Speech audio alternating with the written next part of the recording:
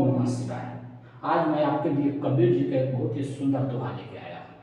ये कबीर जी का दोहा कहता है कि भक्ति भजन हरि नाम है, दूजा दुख अपार, मनसा वाचा कर्मणा, कबीर सुमिरन सार। कबीर जी क्या कह रहे हैं? कबीर जी कह रहे हैं कि भक्ति भजन हरि नाम है। कबीर जी कह रहे हैं कि जो संसार रूपी भवसागर दिखाई देता है, जो दुखों का ये अनंत सागर दिखाई देता है, जिसका कोई अंत नहीं दिखाई देता, इसमें जो आपको इस भवसागर से पार उतार सकता है वो सिर्फ एक चीज है, और वो है भक्ति भजन हरि नाम है। भक्ति भजन ही हरि रूप का नाम है, उसी से आप इस भवसागर से पार उतर सकते हैं। दूजा दुख अपार, दूजा कुछ भी चीज अपनाएंगे जीवन में, उससे आप बंधन नहीं रहेंगे। एक दुख से छूटेंगे, दूसरे में फंस जाएंगे। आपको पता होगा कि हमारे धर्म शास्त्रों में 4 पुरुषार्थ बताई गई है, धर्म अर्थ काम मोक्ष। लेकिन चारों में जो दुख का निर्वाण कहा गया है, दुख से आप ऊपर उठ सकते हैं, वो सिर्फ एक तरीका है, और वो है मोक्ष से। इसके पीछे कारण है, कारण स्पष्ट बताया गया है। क्योंकि जो हम 3 और पुरुषार्थ में फंसते हैं, धर्म अर्थ काम, अगर हम धर्म से छूटते हैं तो काम में फंस जाते हैं, काम से छूटते हैं अर्थ में, हमें और धन चाहिए, धन चाहिए ही चाहिए। आज जीवन में जो सबसे बड़ी हम चीज में फंसते हैं वो धन, अर्थ और काम है। धन की इच्छा कभी समाप्ति नहीं होती, क्योंकि संसार में उतना धन है ही नहीं जो इंसान के लालच को भर सके, लोभ को भर सके। और रही बात काम की, तो काम एक ऊर्जा है जो प्रतिपल अंकुरित होता है, प्रफुल्लित होता है, बढ़ता है। अगर आज हम काम को विसर्जित कर दिए, आज मंत्रमुक्त हो गए, हो सकता है कि कुछ समय तक, 2 दिन 4 दिन तक हम शांत रहें, लेकिन वो जो एनर्जी है काम की, वो हर क्षण विकसित हो रही, वो अपने प्रोसेस में है। वो जिस दिन फिर अपनी अवस्था में आएगी, फिर हमें परेशान करेगी। तो कबीर जी कह रहे हैं कि इन दोनों से बचिए। दूजा कोई भी उपाय अपनाएंगे आप फंस जाएंगे। एक हरि का नाम लीजिए, मनसा वाचा करना, मन से परमानेंट ओम नमः शिवाय, ओम नमः शिवाय, ओम नमः शिवाय। इससे क्या होगा? अब आप कहेंगे ओम नमः शिवाय, ओम नमः शिवाय जपने से क्या होगा? अगर नाम में इतनी ही शक्ति है तो फिर हम भोजन का नाम लेते और हमारी पेट भर जाती, पानी का नाम लेते और हमारी प्यास बुझ जाती, लेकिन ऐसा तो कभी होता नहीं है। तो फिर नाम जाप करने से, ओम नमः शिवाय कहने से हमें मोक्ष कैसे प्राप्त होगी? बिल्कुल ठीक बात है, लेकिन ये बातें सुनने में अच्छी लगती है, तर्क संगत लगती है। लेकिन एक बार जरा विचार करिए आप इस बात पे कि परमात्मा शब्दों से नहीं मिलते हैं। आपको लग रहा है कि शब्द कहने से परमात्मा मिल जाते हैं, आप यही कह रहे हैं ना, लोग तर्क यही दे रहे हैं नास्तिक, कि ओम नमः शिवाय राधे राधे कहने से, हरे कृष्ण हरे राम कहने से मोक्ष मिल जा रहा, परमात्मा मिल जा रहे हैं। तो फिर तो हम भोजन का नाम लेते भर जाते हैं, लेकिन ऐसा नहीं होता। क्यों? क्योंकि भगवान भाव के भूखे हैं। आप ओम नमः शिवाय कह रहे हैं, ये शब्द एक माध्यम है, लेकिन उससे पहले आपके हृदय के तरंग में परमात्मा के भाव उमड़े हैं, परमात्मा भाव देख रहे हैं।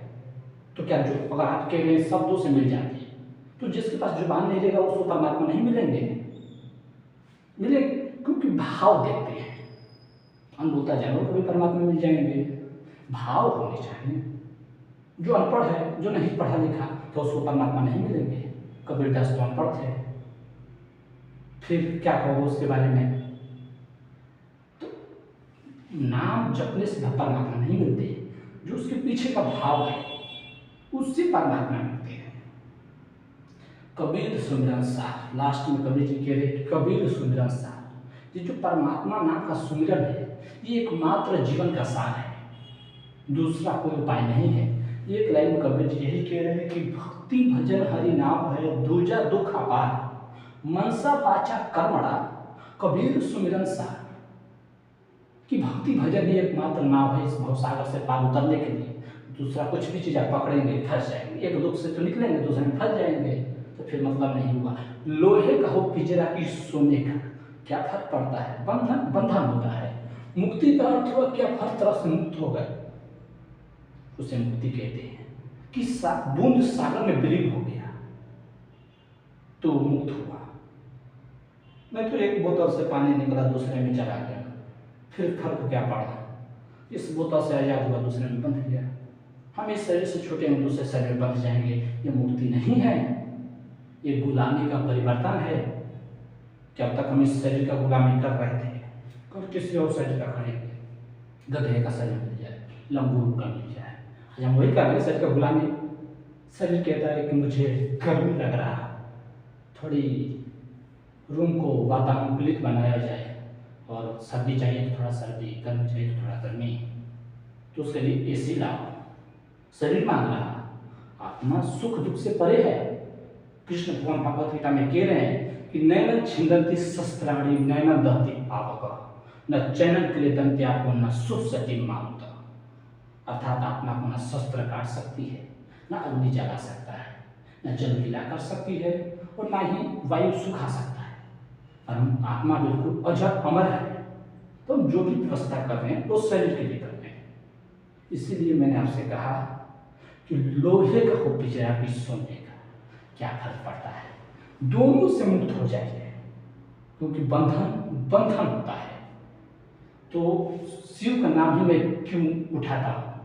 क्योंकि शिव मोक्ष के देवता है। कोई कहीं से भी हो, किसी भी लोक में रहता हो, किसी भी गांव घर में रहता हो, किसी भी योनि में हो, उस अद्भुत शिव के पास जाना है। आप उसे किसी भी शिव को रूप में कह सकते हैं, अल्लाह कह लीजिए, गॉड कह लीजिए, शब्दों का भेद है, उससे कोई फर्क नहीं पड़ता। कोई भी कोई आत्मा हो तो जाएगी शिव के पास। इसलिए मैं कहता हूँ कि शिव में हम मरने के बाद जाएं, उससे पहले हम जीते जी शिव को अपने भीतर बुला लें। अब बुलाना शब्द एक बहुत गर्व भाव लगता है, ऐसा लगता है हम बुलाने को कहते हैं तो ऐसा लगता है कि परमात्मा कहीं दूर दूसरे लोक में बैठा है, जबकि नहीं, परमात्मा हमारे भीतर बैठा है। अष्टावक्र गीता में अष्टावक्र जी राजा जनक से साफ साफ कह रहे हैं कि तेरा बंधन यही है, तू अपने को छोड़ के किसी दूसरे को दृष्टा देता है कि परमात्मा कहीं दूसरे लोक में बैठा है और वहां से देख रहा है। परमात्मा हमारे भीतर बैठा है। इसे महसूस करने की बात है, अनुभव की बात है। जब आपका मन शांत हो जाएगा, विचार की तरंगें आना बंद हो जाएगी, आपको कोई ख्याल भी नहीं आया होगा। हम दिन में 6000 से ज़्यादा विचार हमारे दिमाग में ट्रेवल करते हैं। सुबह जब हम उठते हैं और आप जब सोने जाते हैं, उसके बीच में जो हमारे मन में विचार आते हैं, विज्ञान कहता है, साइंस कहता है कि 6000 करीब करीब विचार आते हैं। और ये 6000 विचार जब आते हैं तो एक विचार जब खत्म होता है तो दूसरा विचार चालू होता है, लेकिन उन दोनों के बीच जो फासला है, जो समय है, वो बहुत बारीक है, एक धागे के बराबर। आपको उसी क्षण को पकड़ना है। बस आप बुद्धत्व को प्राप्त हो गए, शिवत्व को हासिल कर दिए, जिनत्व कहा गया है जैनों में इसी को, इससे फिर कहीं कुछ नहीं है। पा लिए आप जो पाना था, घट गया आपके जीवन में जो घटना था, जान लिया आप जो जानना था। अब इससे फिर जीवन में कुछ जानना नहीं है। और मैं जो कह रहा हूँ ये सिर्फ कोई वाक्य नहीं, सारे वेद, सारे उपनिषद और गीता का सार यही है कि तू करने वाला है नहीं, तू सिर्फ दृष्टा है, देखने वाला, साक्षी। वही कृष्ण भगवान कह रहे हैं कि कर्म करो, फल की इच्छा न करो, क्योंकि तुम्हारे हाथ में कुछ है नहीं, तुम सिर्फ देखने वाले हो। जैसे कि आकाश है, बादल आते हैं चले जाते हैं, कभी काले बादल आते हैं, कभी सफेद आते हैं, कभी खूब बारिश लेके आते हैं, कभी सूखा सूखा आते हैं, लेकिन आकाश उनमें लिप्त नहीं होता, सिर्फ देखता है साक्षी बन के। आए गए, उसी प्रकार हमारा विचार है, मन है, हम देखने वाले हैं। विचार आते हैं जाते हैं, आते हैं जाते हैं, लेकिन हम क्या करते हैं, हम विचार से तादाद में जोड़ देते हैं कि दुख का विचार आया तो बस दुखी हो गए। हम क्या करें, हे प्रभु कोई रास्ता दिखाओ, हम मर गए। अरे परमात्मा तुम्हें भेजे थे सम्राट बना के, और तुम बन गए भिखारी। परमात्मा शांत अवस्था की चीज है, शांत अवस्था में ही हम जान सकते हैं। ध्यान का पूरा सा एक लाइन अगर मैं कहूँ, जितने भी दुनिया में ध्यान सिखाई गई है, चाहे वो बुद्ध भगवान हो, चाहे रजनीश ओशो रहे हो, चाहे जितने भी संत महात्मा बढ़ रहे हो, उन सब ध्यान का सार एक ही है कि हमारे चित्त की वृत्तियों का नाश ही ध्यान है। हमारे चित्त में जितने विचार उत्पन्न हो रहे हैं उन सबको नाश कर दीजिए, खत्म, शून्य। जब एक विचार से दूसरा विचार बदलता है हमारे मन में, जैसे कि जब हम एक गांव छोड़ के दूसरे गांव में जाते हैं, तो ये गांव जहाँ पे खत्म होता है और दूसरा गांव जहाँ से स्टार्ट होता है, दोनों के बीच में एक फासला होता है, जहाँ से हम एक की सीमा छोड़ते हैं और दूसरे में प्रवेश करते हैं। तो उसी समय, उसी अंतराल में, हो सकता है वो अंतराल बहुत कम समय के लिए हो, आपको पता ही नहीं चले, आपको पता नहीं भी चलता है, और हमें पता चलता तो हर बच्चा बचपन में ही तत्वों को प्राप्ति कर लेता है, हमें पता ही नहीं चलता। कब अभी विचार कुछ और सोच रहे थे, कब कहीं और का सोचने लगे। आप 1 घंटा बैठिए, छोड़िए पूरी जीवन की बात, 1 घंटा बैठिए और आपको देखिए कि जो पहले मिनट में विचार सोच रहे हो, जो घंटा खत्म होगा तो आपके विचार बदल गए होंगे, पता नहीं उसके बीच में कितने विचार आए होंगे। तो बीच में गैप तो बड़ा होगा, एक के बाद एक की सीमा खत्म हुई होगी, तो ही तो दूसरा शुरू हुआ होगा। तो बस जैसे ही वो सपना समाप्ति पे आए, खत्म होने वाला हो, बस उसी समय को आपको पकड़ना है। हो सकता है वो समय 1000वां हिस्सा रहा, लेकिन क्या होता है, धीरे धीरे जब आप पकड़ लेंगे तो इस गैप को आप बढ़ाते जाएंगे, दूसरा विचार आप रोक सकेंगे। जब ये पहली बात तो श्रम मत करिए, श्रम जब करेंगे रोकने में तो थक जाएंगे, सिर्फ देखिए। इसीलिए शास्त्रों में जो शब्द उठाया गया है उसे उठाया गया है दृष्टा, साक्षी। सिर्फ देखिए, कुछ करिए मत। जिस दिन आप ये करने में सफल हो जाएंगे, आप जीवन मृत्यु के चक्र से हमेशा के लिए मुक्ति पा गए। आप बन गए कबीर, नानक, महावीर, जो भी बनना था बन गए। आपके पास आत्मज्ञान उपलब्धि हो गई।